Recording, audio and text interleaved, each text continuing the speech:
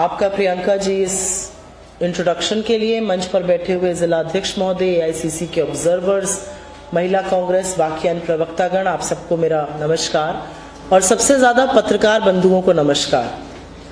मैं अपनी पत्रकार वार्ता जो है इस बात से और इस उम्मीद से शुरू करूंगी कि इस देश में पत्रकारिता का झंडा बुलंद रहेगा। आप ही की तरह करीब 20 साल पत्रकारिता की, और जब कल मुजफ्फरपुर से ये खबर आई कि प्रधानमंत्री मोदी की रैली के पहले 6 पत्रकारों को जबरन नजरबंद किया गया, 3 उसमें से भूमिगत हो गए थे और 3 को फिर भी रात 1 बजे से अगली रात 1 बजे तक नजरबंद मजबूरन किया गया, तो ये सवाल जरूर उठता है कि मोदी जी क्यों घबराते हैं। वो आप जैसे पत्रकारों से जो सवाल पूछते हैं, जो असलियत दिखाते हैं, जो सच जनता तक ले जाते हैं, उनसे क्यों घबराते हैं। मोदी जी इंटरव्यू करते हैं, उन लोगों के साथ इंटरव्यू करते हैं जो उनसे पूछते हैं आप थकते क्यों नहीं है, कोई टॉनिक पीते हैं क्या। उनके साथ इंटरव्यू करते हैं जो उनसे कहते हैं आप आम चूस कर खाते हैं या काट कर खाते हैं। मोदी जी उनके साथ इंटरव्यू करते हैं जो बड़े बड़े मुद्दों को छोड़कर उनसे सबसे बड़ा मुद्दा पूछते हैं, आप अपनी पॉकेट में बटुआ रखते हैं क्या। तो उनको आपसे क्यों दिक्कत थी, क्यों आपके साथियों को नजरबंद किया गया। इसीलिए ना कि आप जमीनी हकीकत दिखा रहे हैं, आप सरकार की विफलता दिखा रहे हैं, आप सरकार की सच्चाई लोगों तक पहुंचा रहे हैं। क्या आशंका थी प्रशासन को कि चीनी मिल के जो मजदूर हैं वो प्रदर्शन करने वाले थे शायद, और आप अगर वो खबर दिखा देते तो कोट अनकोट वातावरण बदल जाता। लोकतंत्र में मीडिया को चौथा स्तंभ ऐसे ही नहीं कहा गया है। मीडिया का काम है, जिसके हाथ में सत्ता है, संसाधन है, पावर है, रिसोर्सेज हैं, उससे सवाल पूछने का, उसको कटघरे में खड़ा करने का, उसको जवाबदेह बनाने का। मीडिया का काम है जनता की आवाज को, उनकी तकलीफों को, उनके दर्द को साझा करने का, जिससे सत्ता में बैठे हुक्मरान उसका इलाज ढूंढ सके। मीडिया का काम चरणवंदन नहीं है, मीडिया का काम बिल्कुल विपक्ष से सवाल पूछना है, लेकिन मीडिया का उतना ही काम सत्ता को आईना दिखाना और जवाबदेह बनाना भी है। तो मुझे इस बात का दुख है और मैं इस मंच से कांग्रेस के हर नेता, अपने शीर्ष नेतृत्व, अपने अध्यक्ष, अपने नेता प्रतिपक्ष राहुल जी के माध्यम से आपसे ये कहना चाहती हूं, कांग्रेस पार्टी सदैव निर्भीक पत्रकारों के साथ खड़ी रहेगी, सदैव निर्भीक पत्रकारिता का समर्थन करेगी। हम आपके सवाल पूछने के अधिकार को और बुलंद करना चाहेंगे और हमारा ये मानना है कि आपके सवाल पूछने का अधिकार लोकतंत्र की आस्था को जीवित रखता है। आपका सवाल पूछना लोकतंत्र को और सत्ता में बैठे लोगों को जवाबदेह बनाता है। आपका सवाल पूछना लोकतंत्र को मजबूत करता है, वरना चरण वंदन तो बीजेपी के अंधभक्त भी करते हैं। और यह साफ तौर पर कुछ सवाल खड़े करता है। सवाल इस बात का है मोदी जी किस बात से डरते हैं, क्या कांड किए घूम रहे हैं वो। सवाल इस बात का है कि क्या लोकतंत्र में सवाल नहीं पूछे जाएंगे। अब प्रशासन डिसाइड करेगा कि मीडिया कहां पर दिखेगा या कहां पर नहीं दिखेगा, या मीडिया क्या दिखाएगा या क्या नहीं दिखाएगा। बिहार जो तप तर्पण त्याग की भूमि है, लेकिन क्रांति की भी भूमि है। इसी मुजफ्फरपुर के इसी प्रांगण से आजादी के मतवालों को गोली मारी गई, शहीद भगवान लाल जी को। इसी मुजफ्फरपुर में चंपारण से जरूर मोहनदास करमचंद गांधी के महात्मा बनने का सफर शुरू हुआ, लेकिन उसकी रूपरेखा, उसकी योजना इसी मुजफ्फरपुर में तय हुई। यह क्रांति की भूमि है और क्रांति की भूमि में लोकतंत्र के चौथे स्तंभ को ध्वस्त करने का, पत्रकारों को नजरबंद करने का, क्योंकि आप असलियत और सच्चाई दिखा रहे हैं, ये दुष्कर्म, ये दुष्काम, ये पाप सरकार कर रही है, प्रशासन की मिली भगत से कर रही है। नरेंद्र मोदी एक कायर प्रधानमंत्री है, उनका डर ये दिखाता है। आज मैं आपके समक्ष आई हूं और 2 बातें करने के लिए आई हूं। 20 साल से बहुत ढोल पीटा गया, सुशासन का बहुत ढोल पीटा गया, डबल इंजन का। 20 साल से घटक दल की सरकार है, 11 साल से तो मोदी जी और नीतीश जी की जुगलबंदी चल रही है। आज मैं आपके समक्ष आई हूं उस 20 साल का थोड़ा सा पर्दाफाश करने के लिए और कांग्रेस की क्या रूपरेखा है, हमारी क्या योजना है, इसका बैटरी थोड़ी धीमी हो रही है, हमारी क्या योजना है उसको आपके साथ साझा करने के लिए। तो पहले 20 साल की बात करते हैं। बहुत बातें सुनी, सुशासन काल, 20 साल बेमिसाल। ये 20 साल असल में विनाश का काल साबित हुए हैं बिहार के लिए। ये जो डबल इंजन की सरकार है, इसने कल अपना घोषणा पत्र लागू किया और इनकी कलई तब खुल गई जब घोषणा पत्र 6 सेकंड के अंदर प्रेस वार्ता खत्म हो गई। इतिहास की सबसे छोटी प्रेस वार्ता, जहां पर अमित शाह, जेपी नड्डा, नीतीश जी सब आए, हाथ बांध करके ऊपर किया गया, 6 सेकंड में प्रेस वार्ता खत्म और घेर कर मुख्यमंत्री को ले जाया गया। क्यों 6 सेकंड में प्रेस वार्ता खत्म की गई? कि कोई सवाल ना पूछ लिए जाए, कोई जवाब ना मांगा जाए, कोई जवाबदेही ना तय हो, जनता जो हिसाब मांगना चाहती है कहीं उस पर कुछ बात ना होने लगे। और 20 साल बाद घोषणा पत्र क्या होता है? 20 साल बाद तो आपको अपना रिपोर्ट कार्ड लेकर आना है, लेकिन रिपोर्ट कार्ड नीलबटा सन्नाटा है, रिपोर्ट कार्ड फेलियर से भरा हुआ है, तो कैसे लाएंगे भला? क्या है रिपोर्ट कार्ड बिहार का? बिहार जो कभी ज्ञान की, अध्यात्म, तप, तर्पण, त्याग की भूमि होता था, उस बिहार में अराजकता, अपराध बेधड़क है। जिस बिहार में लोग दूर दूर से ज्ञान अर्जन के लिए आते थे, वहां शिक्षा, स्वास्थ्य, लॉ एंड ऑर्डर की धज्जियां उड़ चुकी हैं। और मैं क्रमबद्ध तरीके से आपको थोड़ा थोड़ा आंकड़ा देकर हर क्षेत्र पे बात जरूर करना चाहती हूं। ये वही बिहार है जहां पर सुशासन के नाम पे 6 महीने में 9 कारोबारियों की हत्या होती है, जहां पर 17 साल में 53,150 निर्मम हत्याएं हुई हैं, जहां पे 953 अपराध दिन के होते हैं, 18 बच्चों का रेप हफ्ते में होता है। ये वही बिहार है जहां पर चुनाव के दौरान मोकामा में रक्त रंजन होता है, उसी दिन सिवान में एक एएसआई की हत्या होती है। ये वही बिहार है जहां पे सुशासन के नाम पर पॉकेट में तमंचा और पिस्टल रखकर सीसीटीवी पर लोग बेधड़क अस्पताल में घुसते हैं, गोलियां मारकर हत्या करके चले जाते हैं। राजधानी में अस्पताल के अंदर घुसते हैं, मैनेजर की हत्या करके निकल जाते हैं। ये रक्त रंजन बिहार को बनाने का काम नीतीश और नरेंद्र मोदी ने मिली भगत करके किया है। ये वही बिहार है जो ज्ञान के लिए जाना जाता है। यहां पर 16,000 से ज्यादा स्कूल ऐसे हैं जहां पर बिजली नहीं है, 73,000 से ज्यादा स्कूल ऐसे हैं जहां पर कंप्यूटर नहीं है। कैसे बढ़ेगा बिहार का बच्चा आगे? कैसे कंपीट करेगा वो? जब परीक्षा का समय आता है तो पेपर लीक होता है, एक के बाद एक पेपर लीक बिहार में होता है। और ये मैं दावे के साथ कह सकती हूँ, पूर्वांचल उत्तर प्रदेश की रहने वाली हूं, हमारे यहाँ माँ बाप रात की एक रोटी कम खाते हैं कि बाबू पढ़कर कुछ बन जाए, लेकिन जब नौकरी का टाइम आता है तो पेपर लीक हो जाता है। जब लोग अपने हक की मांग करते हैं युवा, तो उन पर ठिठुरती हुई ठंड में बिहार की सरकार लाठियां बरसवाती है, पानी की बौछारें चढ़वाती है। ये वही बिहार है जहां पर स्वास्थ्य के नाम पर लोगों के साथ मजाक किया जा रहा है। 57% अस्पतालों की कमी, और जो अस्पताल सरकारी खड़े हैं वो जर्जर है। ये अलग बात है कि दरभंगा का एम्स लोग अभी भी दूरबीन लेकर ढूंढ रहे हैं। ये वही बिहार है जहां पर नीति आयोग, जो जिसके अध्यक्ष खुद प्रधानमंत्री महोदय हैं, उस नीति आयोग का कहना है बिहार देश के सारे राज्यों में सबसे गरीब राज्य है। उसी नीति आयोग का कहना है कि बिहार में औसत व्यक्ति की आय देश में सबसे नीचे स्तर पर है। उसी नीति आयोग का कहना है कि बिहार में औसत व्यक्ति की आय झारखंड की आधी और ओडिशा की 1/3 है। कैसे ऐसा हो गया? ये बिहार जो चीनी की कटोरी जाना जाता था, जो पूरे देश में 27% चीनी का कंट्रीब्यूशन करता था, अब मात्र 2% कर रहा है। कब आएंगे प्रधानमंत्री जी यहां की बनी चीनी से चाय पीने? यही कहा था ना पिछले चुनाव में।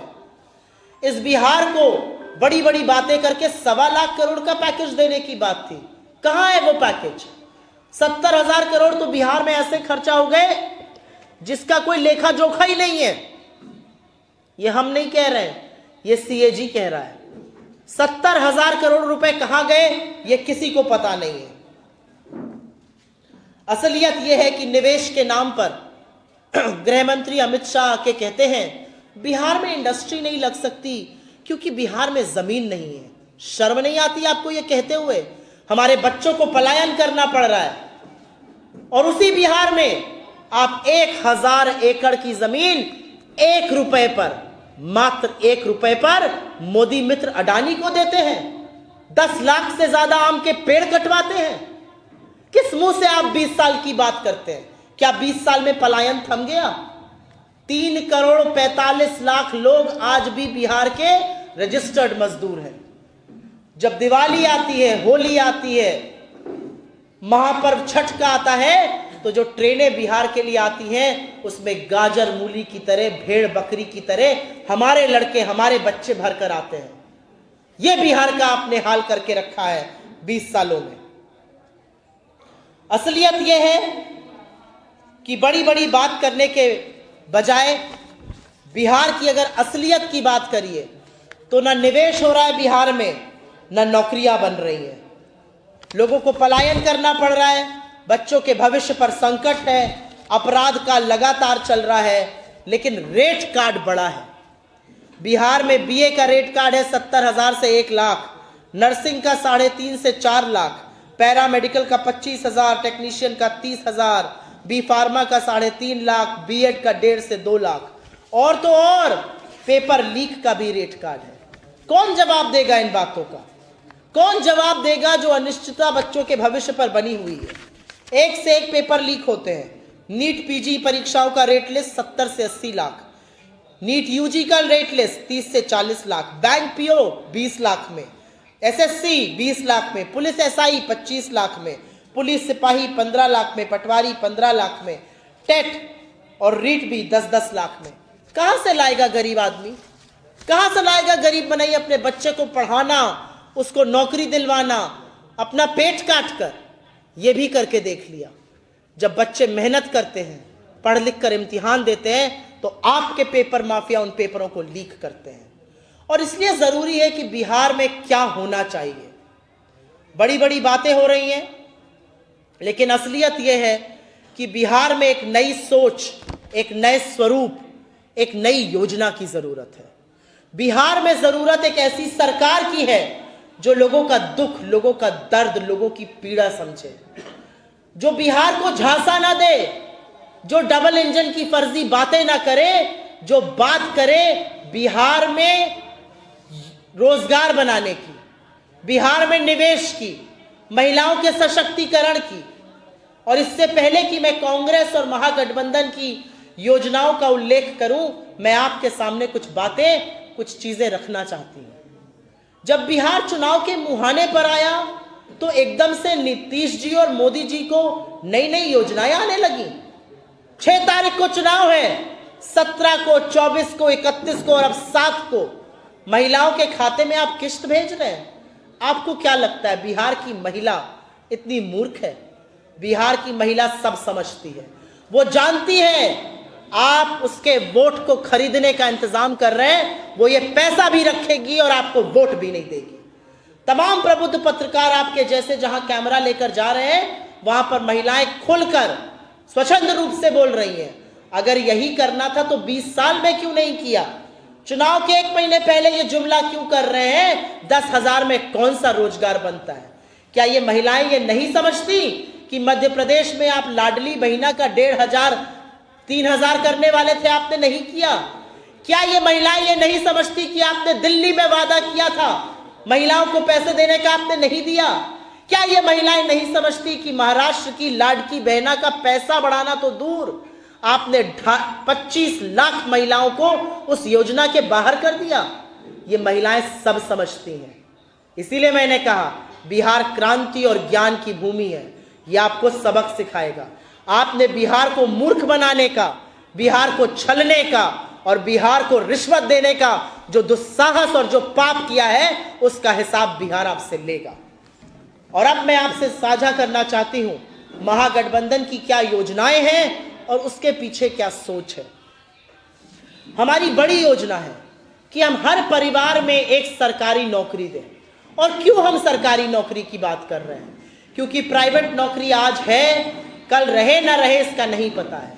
क्या सरकार दे सकती है सरकारी नौकरी? बिल्कुल दे सकती है। लाखों पद खाली पड़े हुए हैं। क्यों खाली पड़े हैं? और असलियत यह है कि पिछड़े, अति पिछड़े, दलितों, आदिवासियों के साथ यह सबसे बड़ा उपहास है अगर सरकारी पद खाली पड़े हैं, क्योंकि यह सरकार रिजर्वेशन के खिलाफ है। यह दलितों, शोषितों, वंचितों, आदिवासियों, पिछड़ों के हक को मारती है जब यह पद खाली रखती है। इसलिए हमारा मानना है कि बिहार में हर परिवार में एक सरकारी नौकरी बिल्कुल दी जा सकती है। हमारी सरकार राजस्थान में थी, हम 500 रुपए में गैस सिलेंडर देते थे। और ये सस्ता सिलेंडर जो है, ये सिर्फ एक योजना नहीं है। ये सस्ता सिलेंडर जो थोड़ी बहुत बचत होती है, वो महिला के हाथ में पैसा आता है, उसका इस्तेमाल महिला अपने घर में स्वास्थ्य और शिक्षा का स्तर बढ़ा के करती है। और वही हम यहां पर करेंगे। माई बहिना योजना के अंतर्गत हम 2500 रुपए खाते में सरकार बनते ही डालेंगे। ये पहला डिसीजन होगा हमारी सरकार की कैबिनेट का। ये हमने तेलंगाना में, ये हमने कर्नाटका में किया है और इसका नतीजा वहां पर सामने है। महिलाओं ने छोटे छोटे व्यवसाय शुरू किए हैं, उनके जीने का तरीका बदला है, उनकी स्वास्थ्य और शिक्षा की जो उपभोग है उसमें मूलभूत परिवर्तन हुआ है। हम बस सेवा महिलाओं के लिए मुफ्त करेंगे। इसकी हमने शक्ति योजना कर्नाटका में लागू करी थी। महिलाओं को कम से कम नहीं तो 2500 से 3000 की बचत होती है, जो अपने परिवार की बढ़ोतरी के लिए वो लगाती है।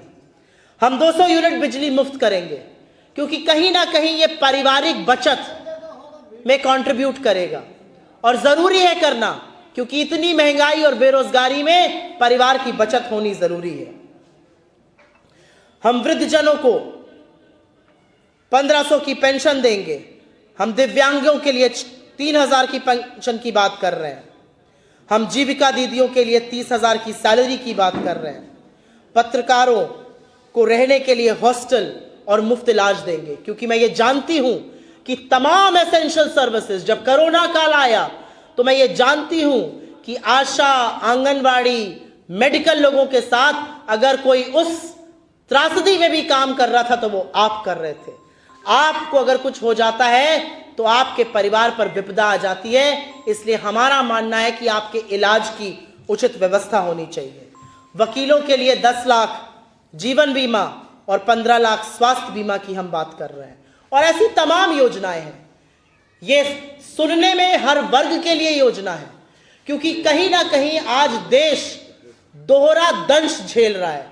वो दंश है बेरोजगारी का और वो मार है महंगाई की। और उस बीच में अगर आपके हाथ में कुछ पैसा आ सकता है, अगर आपकी बचत हो सकती है, अगर आपके जीने का मूल आधार बदल सकता है, वही हम करना चाहते हैं। और अंत में मैं ये जरूर कहूंगी कि बिहार चुनाव के जस्ट पहले जिस तरह से वोट चोरी की योजना बनाई गई, वो इसलिए बनाई गई जिससे बिहार के लोग अपने वोट के अधिकार से वंचित हों। लेकिन ऐसा होएगा नहीं, क्योंकि बिहार की जनता जागरूक है, वो लोकतंत्र में यकीन रखती है और वो ये जानती है कि अगर वोट के अधिकार के साथ खिलवाड़ हुआ तो कल को आपकी नागरिकता पर, कल को आपकी पुरखों की जमीन जायदाद पर, कल को आपको डिटेंशन कैंप में भी भेजा जा सकता है। बिहार की जनता मूल परिवर्तन करेगी और ये परिवर्तन आप सरकार बदल के करिएगा। आपके माध्यम से मैं वोट की अपील करती हूं और आप ही के माध्यम से मैं इस क्रांतिकारी मुजफ्फरपुर की धरती से ये जरूर ऐलान करती हूं कि हमारी सरकार बनेगी तो हम गरीबों, शोषितों, दलितों, वंचितों, आदिवासियों के साथ साथ मध्यम वर्ग, युवा, महिलाओं के हक की बात करेंगे, क्योंकि बिना उनका भला हुए बिहार का भला नहीं हो सकता है। बहुत बहुत धन्यवाद। आपके सवालों का जरूर स्वागत है।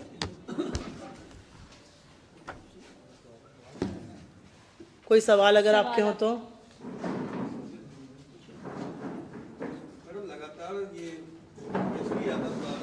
देने की बात हो रही है, बिहार के बजट का तिगुना बताया जा रहा है, वो कहां से दे पाएंगे? अब दुर्भाग्यवश कह लीजिए या सौभाग्यवश कह लीजिए, मैंने करीब 20 साल खालिस इकोनॉमिक और फाइनेंस की पत्रकारिता की है।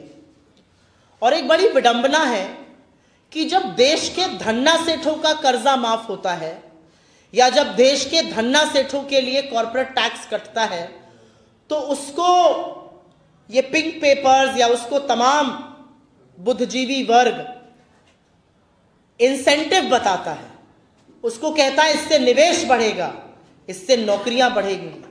सरकार ने 16 लाख करोड़ बड़े बड़े धन्ना सेठों का माफ किया, कितनी नौकरियां बनी? सरकार ने कॉर्पोरेट टैक्स कट करके 4.5 लाख करोड़ का खामियाजा भुगता, कितनी नौकरियां बनी? लेकिन जब भी कोई सरकार या कोई पार्टी गरीबों के हक की बात करती है, जब महिलाओं की, दलितों की, आदिवासियों की, बच्चों की स्कॉलरशिप की बात होती है, किसान की कर्जा माफी की बात होती है, तो यही तथाकथित बुद्धिजीवी वर्ग आपको बताने पर जुट जाता है कि कैसे इससे ट्रेजरी स्वाहा हो जाएगी। एक सुचक्र होता है, इकोनॉमी साइकिल कही जाती है, उसका सुचक्र होता है। लोगों के हाथ में रिसोर्सेज आएंगे तो डिमांड बढ़ेगी, डिमांड बढ़ेगी तो कंजम्पशन बढ़ेगा, कंजम्पशन बढ़ेगा तो यही कंपनियां निवेश ज्यादा करेंगी, निवेश ज्यादा करेंगी तो ज्यादा लोगों को नौकरी पर रखेंगी।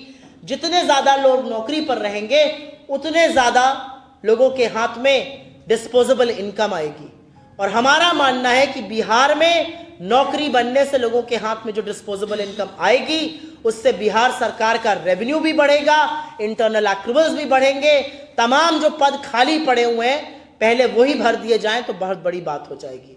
और जो लोग ये बात उठाते हैं वो पलट कर ये नहीं पूछते कि 10,000 रुपए आपने 3 बार खाते में डाले और चुनाव के पहले एक बार चौथी बार भी डालिएगा, वो पैसा कहां से आएगा, वो छल क्यों किया जा रहा है, वो अगर योजना वाकई में ईमानदार की थी तो ये पहले क्यों नहीं लागू की गई।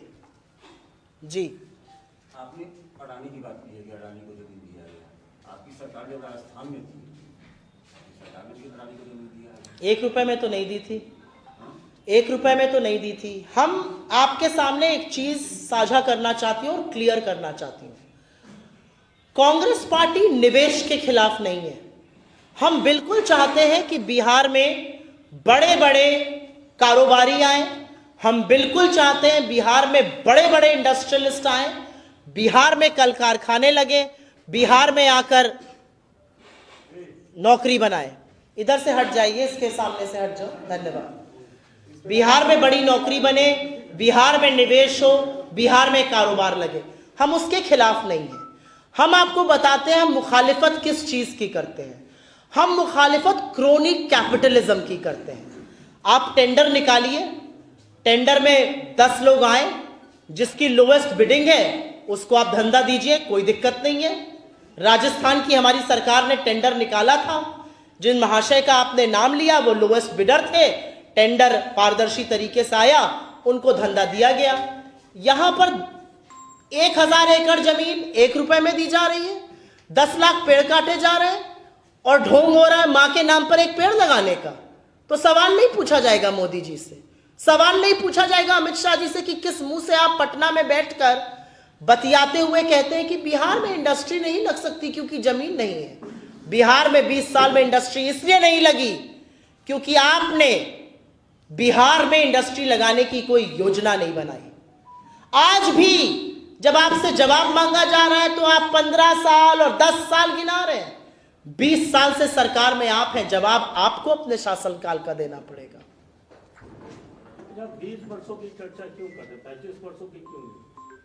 क्योंकि 20 साल से नीतीश जी सरकार चला रहे हैं।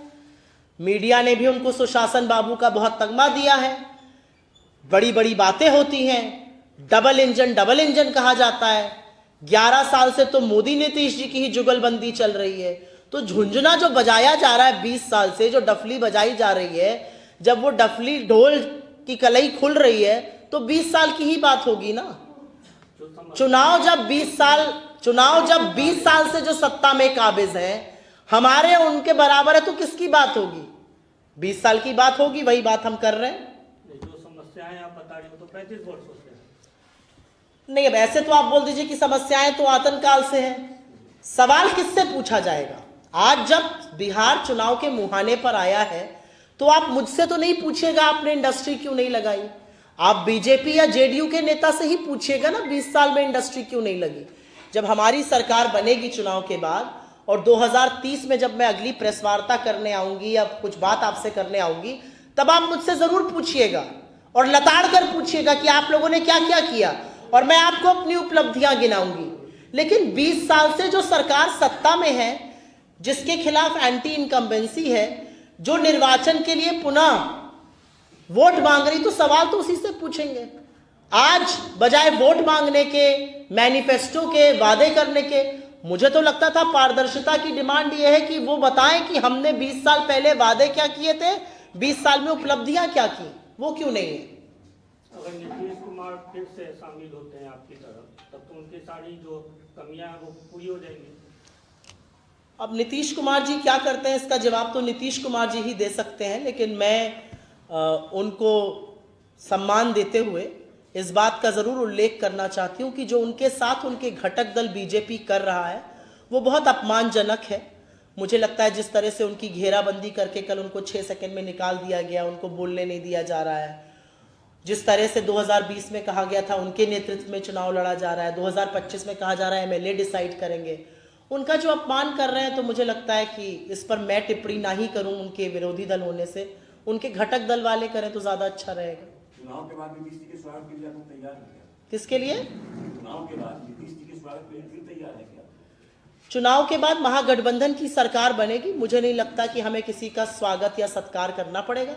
आप लोग, बिहार की जनता हमें जरूर अपना मूलभूत वोट देगी, हमारी सरकार बनाएगी और जनता हमारे स्वागत के लिए जरूर तैयार मुझे दिख रही है।